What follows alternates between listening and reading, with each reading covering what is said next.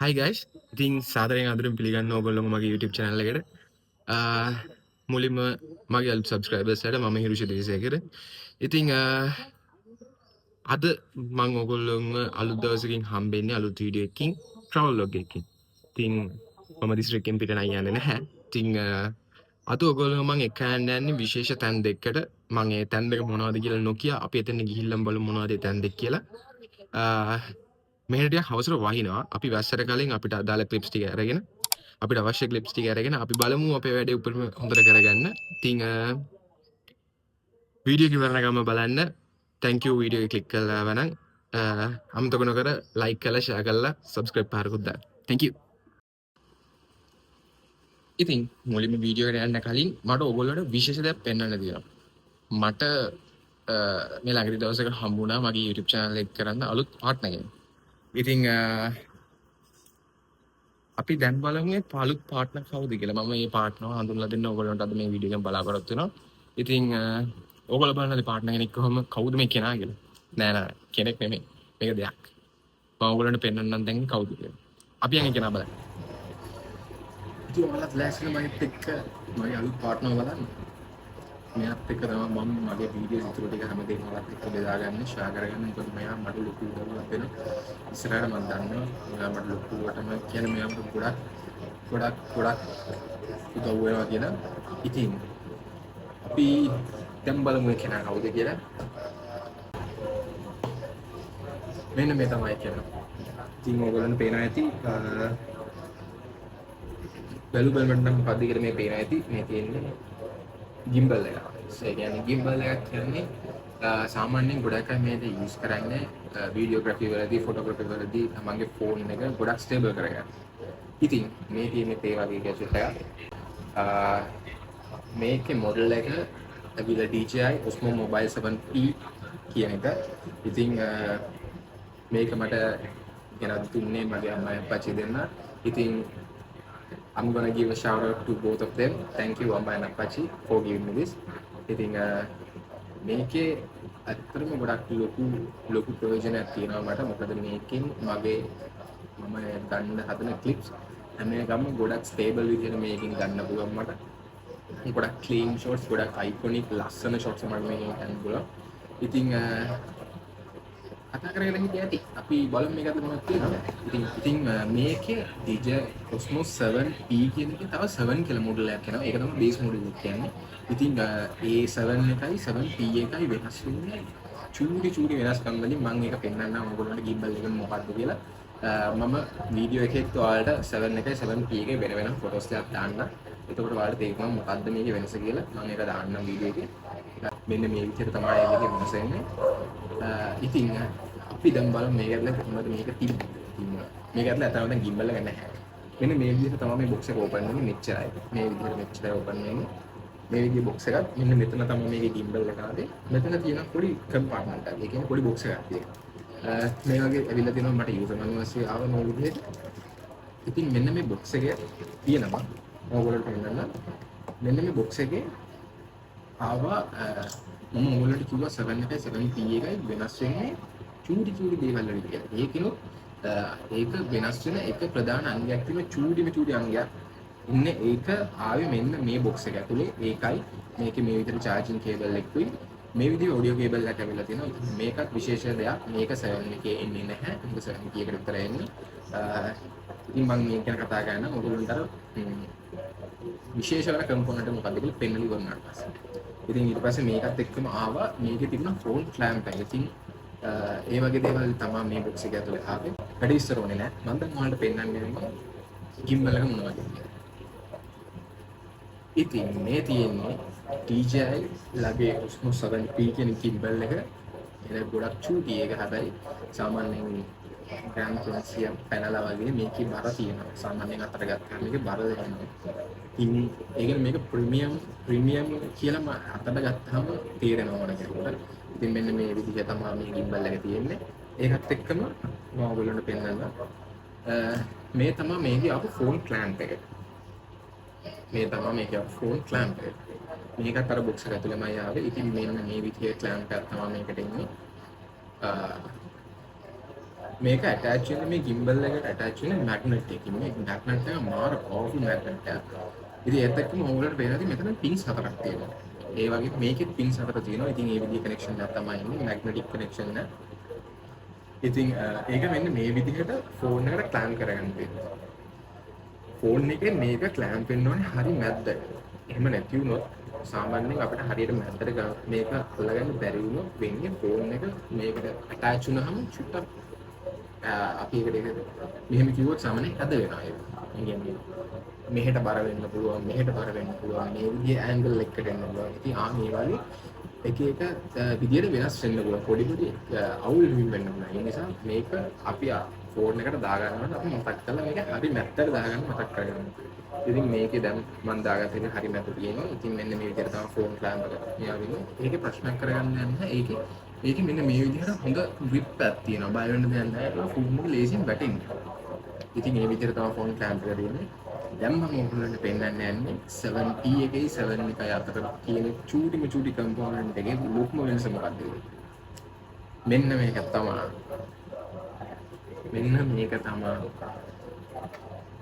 7 එකයි 7P එකයි අතර තියෙන වෙනස ලොකුවටම පෙන්වන්න කරන එකම සාධකය.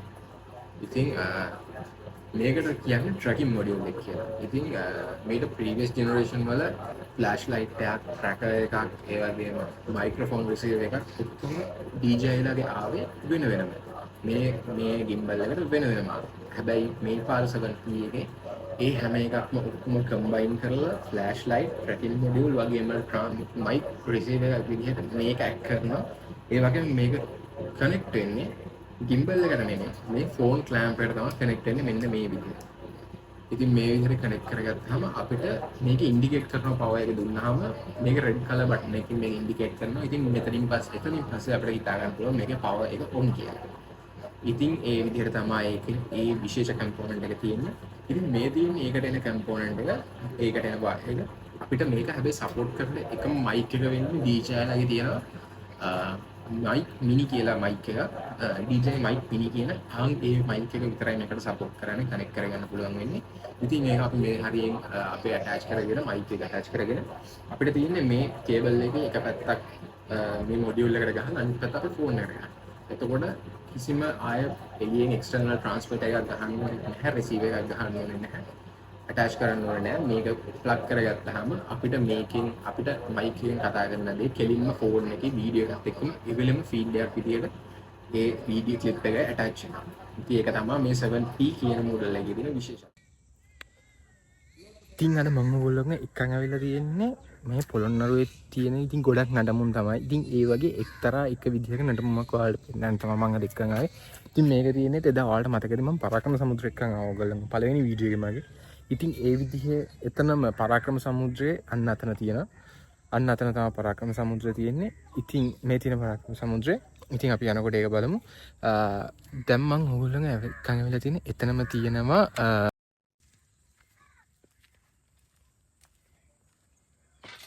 මෙන්න මේකට තමයි මම අද ඔයගොල්ලෝන් එක්කන් එන්නේ පුද්ගුල් විහාරය කියන තැනට. ඉතින් මේකේ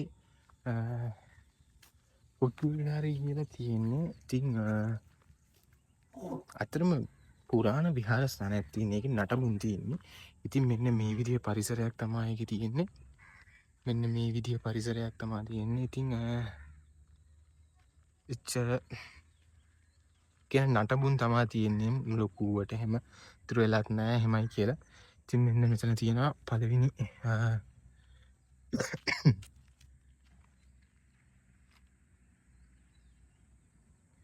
මේ තියෙන්නේ පුද්ගුල් විහාර පරිශ්‍රය. ඉතින් මෙතන තියෙනවා පුද්ගුල් විහාර ප්‍රතිමාව, මෙතන තියෙනවා ස්තූපය, මෙතන තියෙනවා වඩපුරු ගොඩනැගිල්ල. ඉතින් අපි දැන් ඉන්නේ මෙන්න මෙතන. මෙන්න මෙතන තමයි තියෙන්නේ පුද්ගුල් විහාර ප්‍රතිමාව. ඊට පස්සේ තියෙනවා මෙතන ස්තූපය. ඊට පස්සේ මෙන්න මෙතන තියෙනවා වටකුරු ගොඩනැගිල්ල. වටකුරු ගොඩනැගිල්ල තමයි අන්න අර අතනින් අපිට පේන්නේ. අර අතන ගස් වලින් වැහිලා තියෙන්නේ. එන්නේ වටකුරු ප්‍රතිමාව. ඔන්න ඔතන. අපි තව ටිකකින් අපි එතනට යමු මොකක්ද කියලා බලන්න. ඉතින් ඔන්න ඔය විදිහට තමයි පුද්ගුල් විහාරය කියන තැන පටන් ගන්න. ඉතින් මෙතන තමයි මෙන්න මේ මැප් එක ගාව ඉඳන් තමයි මේ හැමනේම පටන් ගන්න. ඉතින් අපි යමු බලන්න ඉස්සරහට මොනවද මේ තියෙන තැන් ටික කියලා.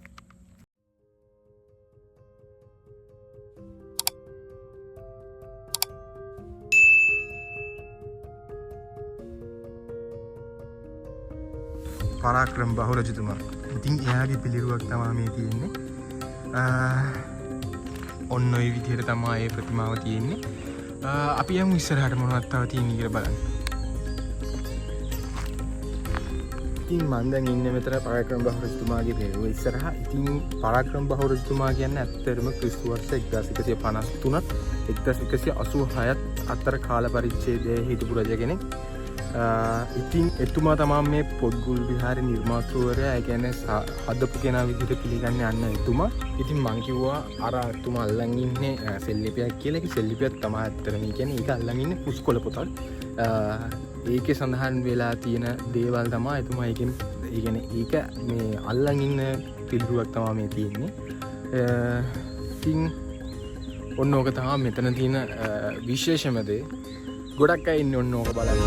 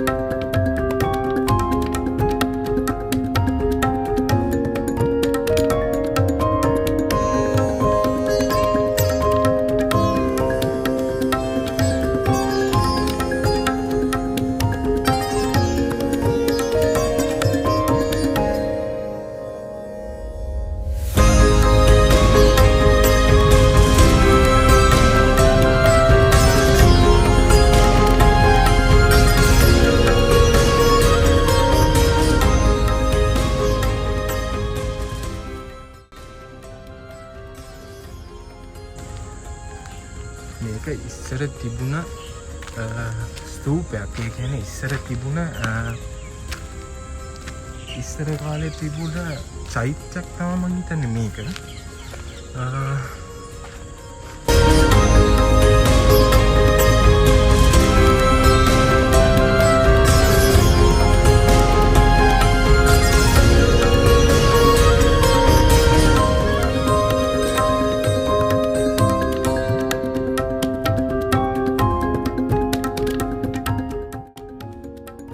නිකන් අපි බැලුවොත් මේ දැන් තියෙන මේ කොටස ඇත්තටම හිතා ගන්න පුළුවන්. දැන් මේ කොටස තියෙන්නේ දැන් මෙන්න මේ තියෙන කෑල්ල තියෙන්නේ මොනවටද කියලා ඕගොල්ලෝ නිකන් හිතුවා. දැන් මේක ඇත්තටම වහලා තියෙන්නේ. මේක පුරාවිද්‍යාවෙන් තමයි බලාගන්නේ. ඉතින් මේක වහලා තියෙන්නේ. ඉතින් මෙන්න මේක තිබිලා තියෙන්නේ ඉස්සර ඇතුළට වතුර වැටෙනකොට. ඒ කියන්නේ වහිනකොට ඉස්සල ඕකේට ඇතුළට වතුර වැටෙනහම ඕක මෙන්න මේක දිගේ තමයි වතුර එළියට මෙන්න මේ පිටමළුවට වැටෙන්නේ. මෙන්න මෙතන ඇතුළට වතුන වැටෙන වතුර ටික ඔතනින් ඔය පීල්ල දිගේ තමයි ඇවිල්ලා මෙන්න මේ පල්ලෙහාට වැටෙන්නේ. ඉතින් ඇත්තටම ওই විදිහේ මාර ඉස්සර කියලා අද කියලා වෙනසක් තිබිලා නැහැ. ඒ කියන්නේ මාර විදිහට ඉන්ජිනියරින් ටෙක්නොලොජි එකක් තිබිලා දිනවා ඒ කාලේ නම්. ඒක මාරම දෙයක් ඇත්තට. ඉතින් මම දැන් ඉන්නේ වට ප්‍රතිමාවයි කියන කොටසේ ඉස්සරහ. ඉතින් ඕගොල්ලන්ට පේනවා මෙතන තියෙන පඩිපෙළ. අපි දැන් ගිහින් බලමු මේ පඩිපෙළෙන් අතුල මොන වගේද කියලා.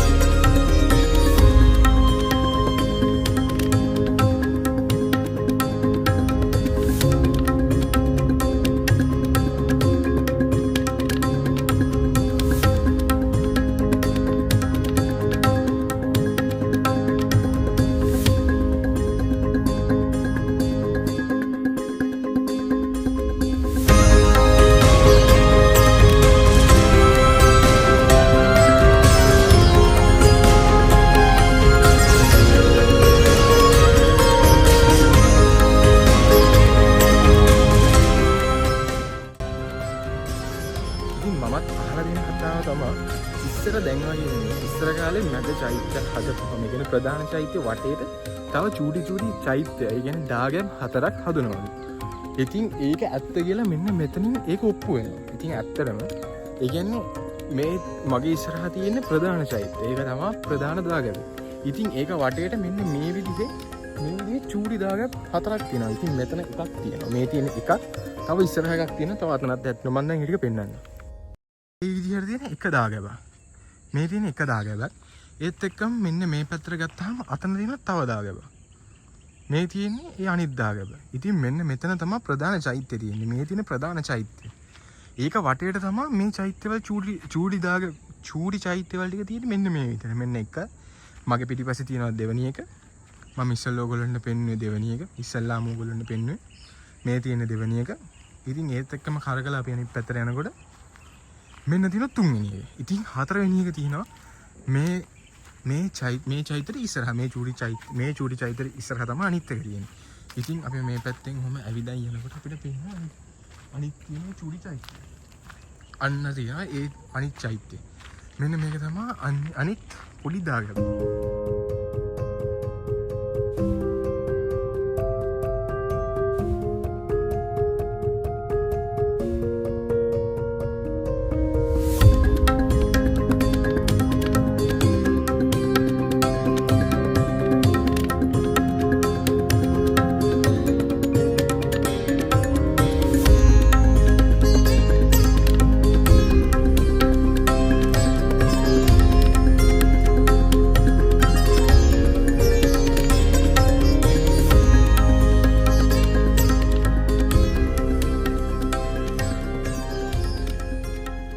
ඉතින් ඔන්න ඔය වගේ කොටසක් තමා අපිට බලන්න තියෙන්නේ. ඉතින් අපි දැන් යමු තව තැනකට. අර ගාඩන් කරලා දෙන්න අත්‍තරම ගොඩක් හොඳයි. එතන ඉන්නේ ගාඩන් කරලා දෙන්න. ඉතින් ඕගොල්ලෝ එනවා නම් ඒ දෙන්න ඉඳී. ඒ දෙන්නත් එක්ක කතා කරගන්න. ඒ දෙන්න ඕගොල්ලොන්ට කියයි මොනවද මේකේ බලන්න තියෙන්නේ. මොනවද මේකේ තියෙන විස්තර කියලා ඒ දෙන්න කියයි ඕගොල්ලොන්ට.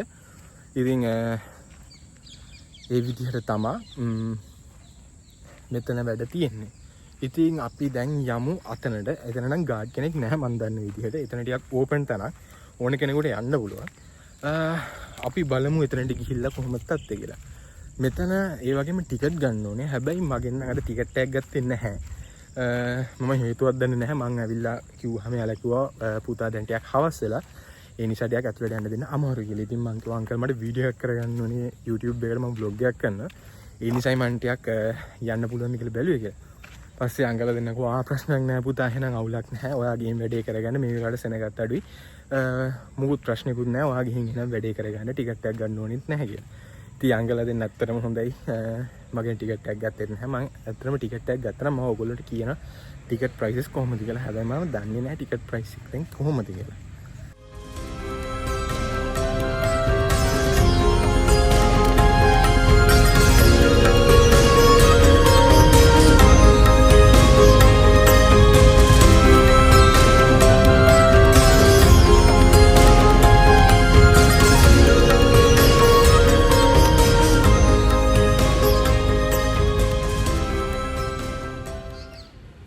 ඕගොල්ලොන්ට සුභාරංචියක් තියෙනවා.